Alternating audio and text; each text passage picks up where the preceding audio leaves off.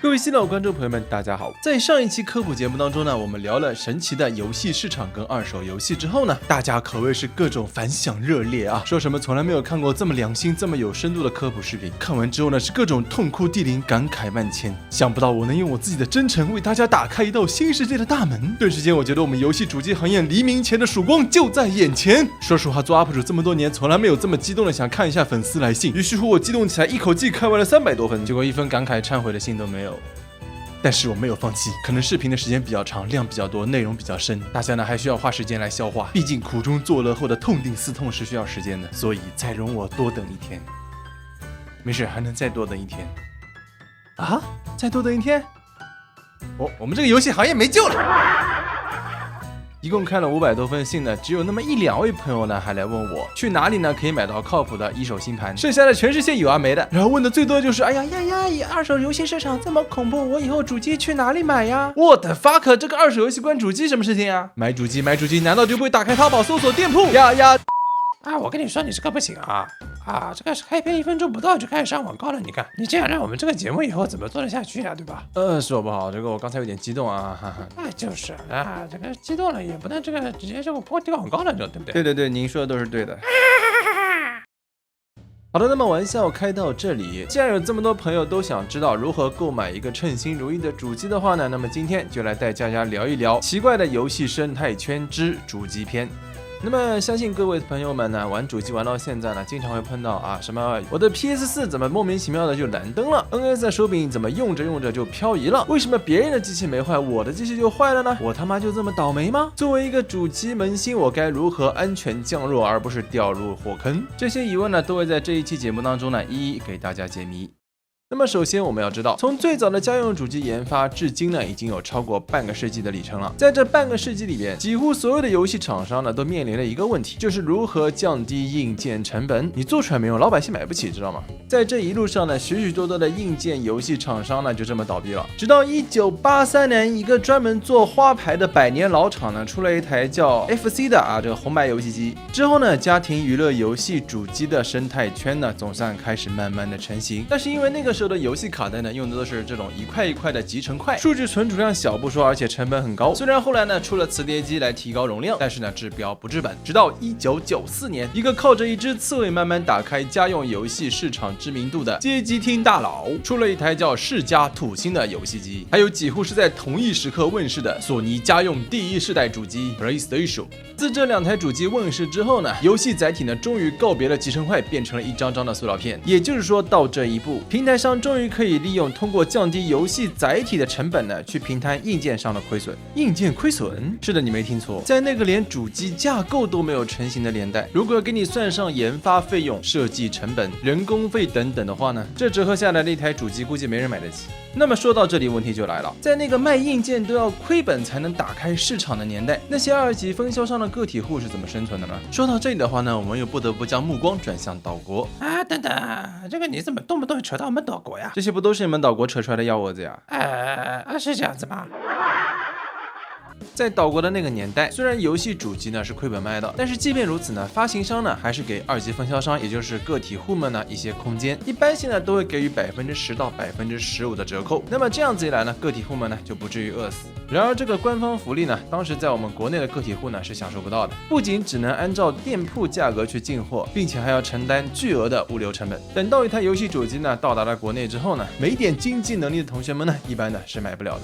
在当时 PC 还没有流行起来的年代，每一个游戏机店的老板呢都在想一件事，那就是如何该打开这个市场。然而这段煎熬呢并没有持续的太长，在一股不知道从什么地方刮来的神秘力量的影响下， PS 跟土星呢都双双被破解了，并且感觉像商量好似的一样，这些主机呢都纷纷跌破了2000大关。瞬时间各大游戏店门口呢那是排起了长队，然后花了2100块钱才买来一个二手土星，还没玩几个月的我哥呢就哭了。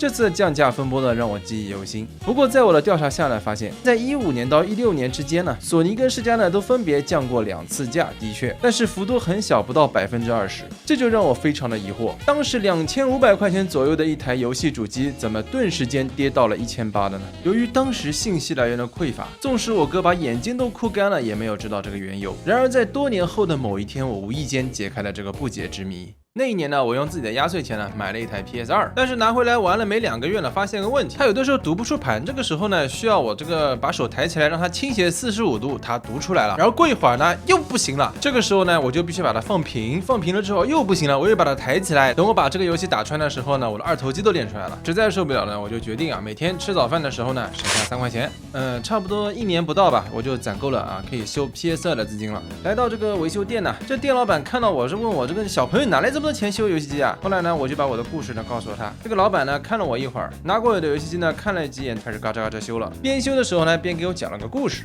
小朋友啊，你知道为什么我们人类能成为地球上食物链顶端吗？为什么呀？那是因为别的动物没有我们这么强的模仿跟学习能力。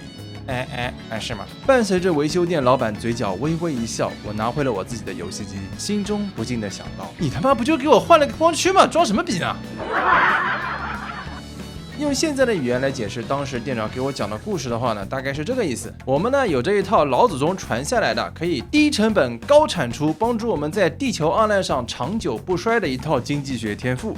然而那个时候的我呢，根本听不懂他在说什么，我只知道半年之后我的光驱又坏了，这次变本加厉了，要90度了，你们知道吧？要这样子了。真的不敢想象那个时候如果再去修上2、3回的话，我会不会这么玩游戏啊？来，我们1、2、3。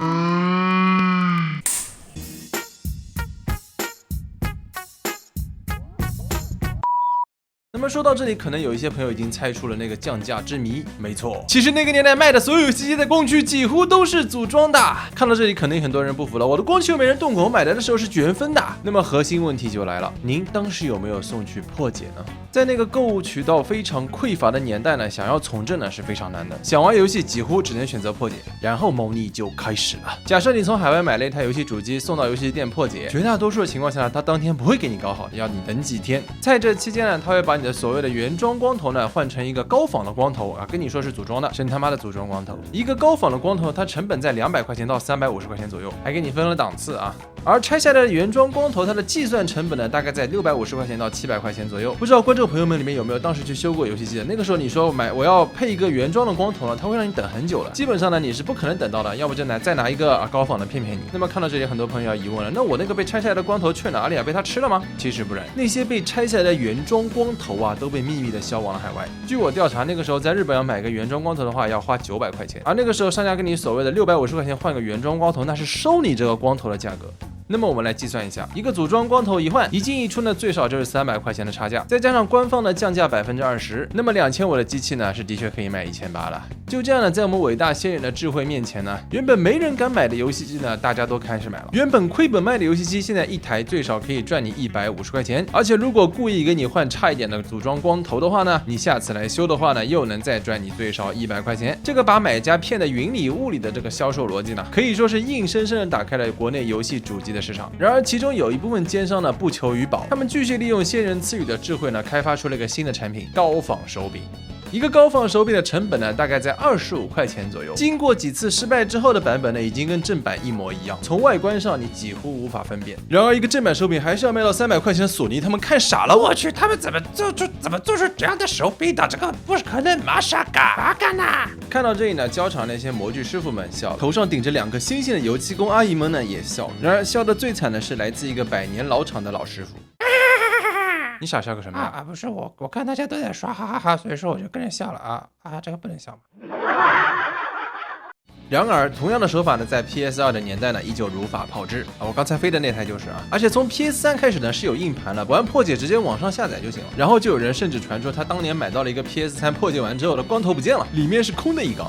然而到了 PS4 年代，索尼爸爸怒了，第一个要做的就是防止你们动不动开机，在背后的封条上更是加入了某种稀土成分，这种成分遇到空气之后呢，就会立刻收缩，让你无法复原。想要仿制这种贴纸需要专用的设备，所以从理论上呢是杜绝换光驱了。接下来就是手柄，玩过 PS3 的同学们应该知道，如果手柄不插线玩的话呢，会有肉眼可见的延迟。顺便一提 ，PS3 的高仿手柄45块钱一个，然而 PS4 的手柄至今没有高仿，原因有俩，一是内部加密，这个就不用多解释了；二是有可以降低延迟的黑科技技术。现在市面上可以买到的将蓝牙延迟降到最低的芯片呢，要300块钱左右，否则你蓝牙状态下没办法玩动作游戏的。大哥，300块钱一个 PS4 的手柄，全新的300块。我跟你说啊，没有我们这个高仿不了的手柄啊，这手柄只要这到，你妹的！哎呀，我他妈让你高仿啊！很会高仿是吧？啊！老子一个500手柄卖300啊！看你高仿啊！那么在这么一个已经无法偷天换日的环境下呢，各大游戏机店到底是怎么求生呢？人家16年入行到现在，我可以很负责的跟你讲，生存非常的艰难。上一期我跟你们讲了，不做二手新盘的话，你是根本没办法付房租的。一台游戏机能赚你100块钱已经不得了了。然而在同行即同货，同货贵为贵的市场下，不比别的店卖的便宜，你就是奸商，你就是黑店。面对这样一个情况该怎么办？就在大家面临的生死绝望的边缘的时候呢，一个词汇出来了，救大家，它叫良品率。这个东西写出来只有3个字，但是要理解它，不是谁都可以做得到。样子一模一样的游戏主机，为什么质量会不一样？我来告诉大家。其实这些年下来呢，平台硬件开发商呢一直还是苦于无法降低硬件成本。像早些年的 Xbox 3红啊 ，PS4 蓝灯啊，包括现在的 NS 遥感漂移，全都是为了降低硬件成本时发生的一些设计上的失误。但不是每个人都会这样子的啊，嘿嘿，奇怪吧？这个就是良品率。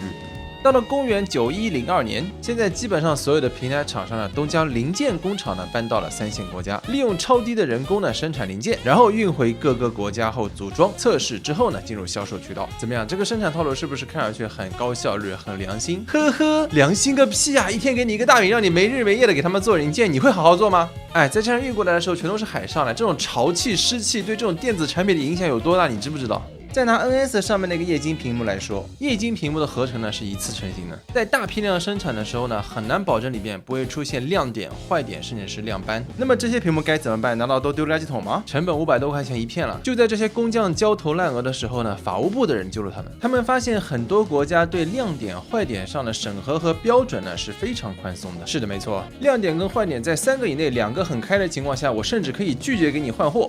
目前据我所知啊，只有香港那边是规定啊，所有的显示器呢必须要达到 Class 1的标准，也就是没有任何坏点跟亮点。凡是达不到这个水准的货品呢，必须要返厂重做。注意是返厂重做，不是说销毁啊。也就是说，哪怕全世界最严格的质量验证体系当中呢，给生产商还是留了条后路。但是电子元件里面呢，包括显示器啊、芯片，一旦做好之后是没办法重做的。这种用还是能用，但是有点小毛病的元件呢，就被偷偷的出到了一个神秘的地方，在那里被重新组装之后，再次回到了水货市场。这种水货中的水货呢，被称为海货。光从外观上呢，是极难被分辨出来。它们全是在为了压低生产成本时出现的一些副产品。这些小问题产品呢，基本没办法保修，质量参差不齐，但是价格非常的低廉。这种咖喱味的屎呢，在某些市场上呢，吃得非常香。只要吃得越香，源头上的成本呢，就会被这边分摊。那么合格的产品呢，就可以在保证质量的情况下呢，价格又不是太高。换句话说呢，就是换个安稳。而吃得很香的那边的人呢，往往换的是个折腾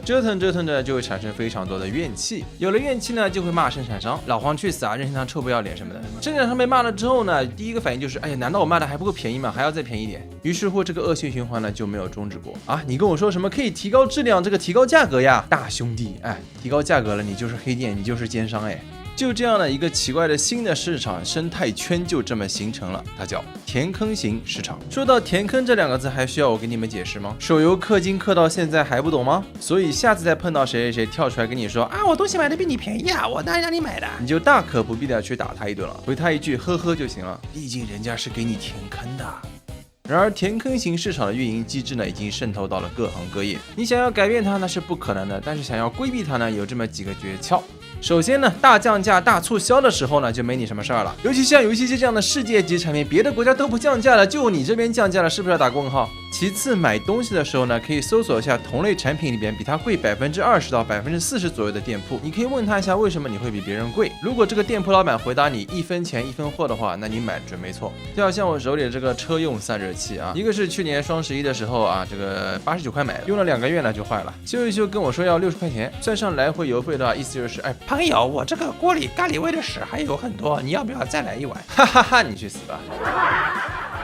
后来我168块钱从另外一个店铺买了个一模一样的，然后转过来看一下太阳能电池板，都不用我说了，肉眼都知道了哪个质量好了。这个呢用了大半年了还没坏呢。然而两者的销量对比啊，这个我也不用说，你们自己搜吧啊。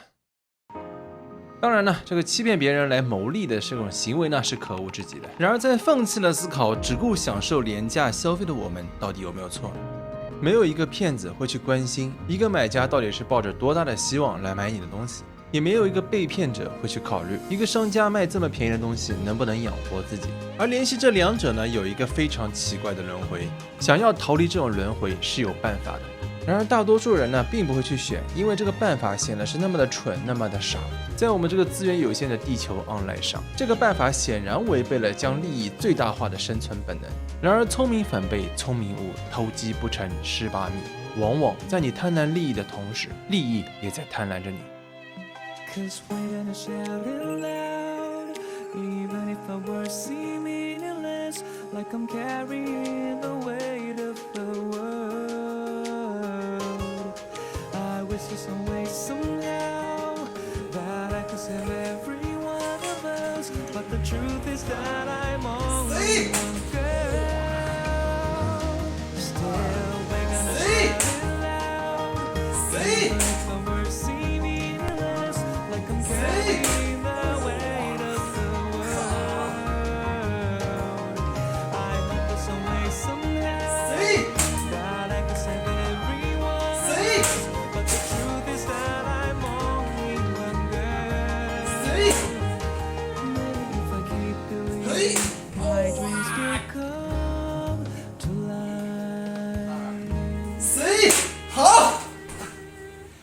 Come to life.